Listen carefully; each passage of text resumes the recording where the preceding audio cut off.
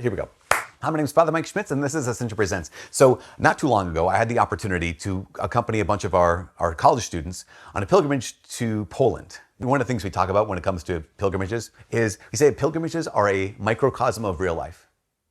And they're a microcosm of real life in so many ways. But one of those ways is because you kind of get what you get. You know, you have all your expectations, you have all of your hopes, you have all of the things you want to get from life, and then you get what you get. Same thing is true of a pilgrimage. The original pilgrimage was scheduled to go to the Holy Land. We had a bunch of students sign up to go to the Holy Land, and then what happens is there's conflict now in the Holy Land, and so they had to reroute the pilgrimage, and we got to choose to go to Poland. I'm not sure any of the college students who were with us in Poland would have ever signed up for a pilgrimage if they knew it was going to Poland. Does that make sense? They all signed up thinking, we're going to the Holy Land. I used to say this. I used to say, we were supposed to go to the Holy Land, but we're going to Poland. And then I had to change how I talked. I had to change and say, well, actually, I don't think we were supposed to go to the Holy Land. We were scheduled to go to the Holy Land. We were planning on going to the Holy Land. But that trip, that pilgrimage to Poland was the pilgrimage that God orchestrated. There's something about going to Poland that was remarkable. And it was that I didn't really want to go to Poland. I wanted to go to the Holy Land. I've been there a bunch of times. I'm going back again. I wanted our students to experience the Holy Land. But the pilgrimage that God orchestrated was a pilgrimage to Poland. Okay, this is not the pilgrimage that was scheduled, but it was the pilgrimage that God orchestrated.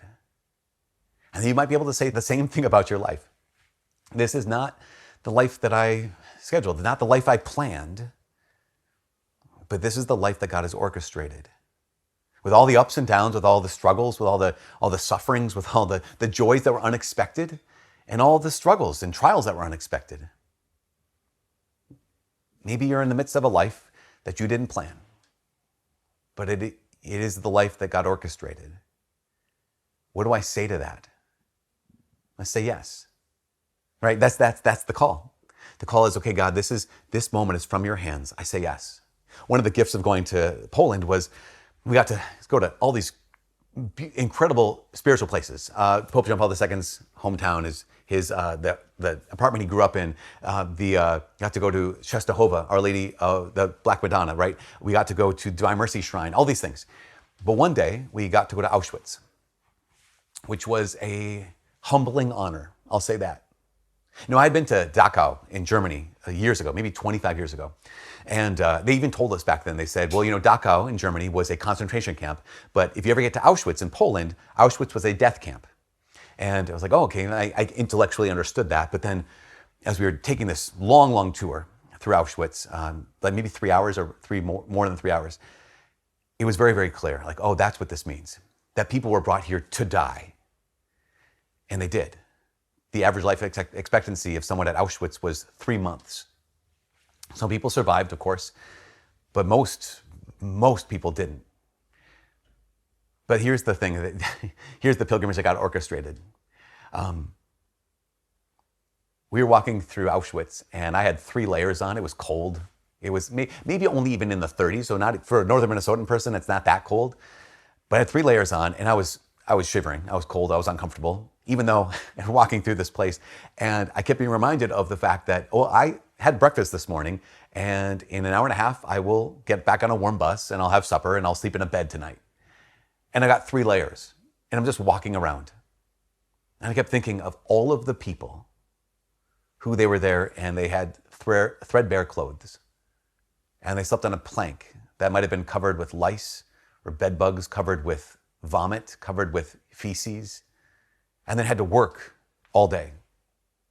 We got a little bit of food because one of the ways that the Nazis killed those in Auschwitz was either by the gas chamber and then incineration, or they literally just worked them and starved them to death. They knew how much food it would take to keep a person living for a long time, and they knew that we'll just give them a little less. So they'll work themselves to death and then ultimately starve. Typically, that's what would happen.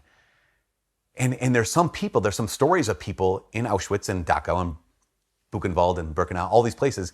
There are some people that when they got to Auschwitz, the best part of them was revealed. People like St. Maximilian Kolbe and countless others. And they cared about their neighbor. They cared about the people around them. They're willing to make sacrifices for the people next to them.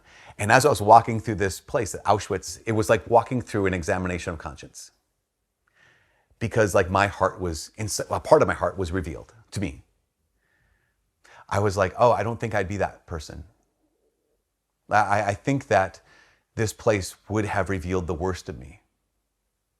And that's just, and I think there's something about that just like, well, this is what God orchestrated. Why? Because he wanted to show me that. He wanted to show me my own, I mean, of course he wanted to show me the what we can do to each other, what ordinary people can do to ordinary people. Because the Nazis, the Gestapo, all these people, they're ordinary people. They weren't any more evil than you and I are. And the people who rose to the top in the sense of like they had virtuous lives even in Auschwitz, they were ordinary people. People who sunk to the bottom and acted as animals, ordinary people.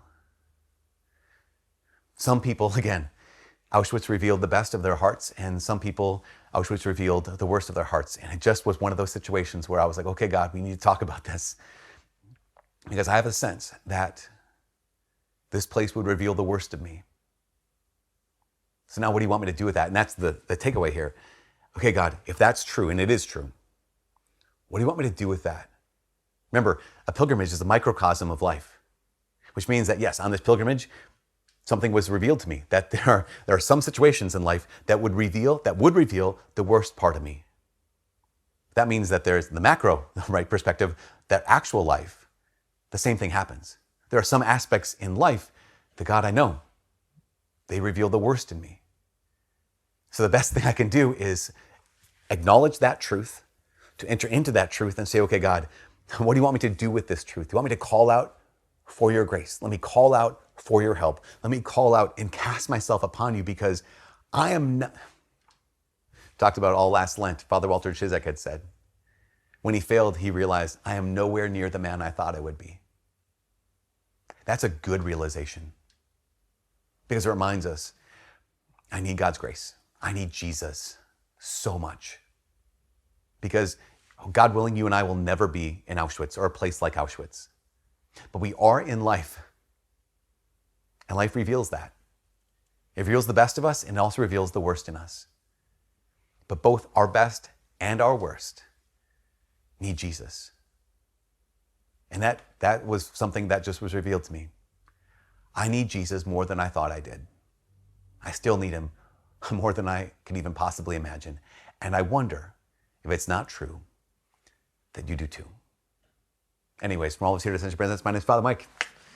God bless.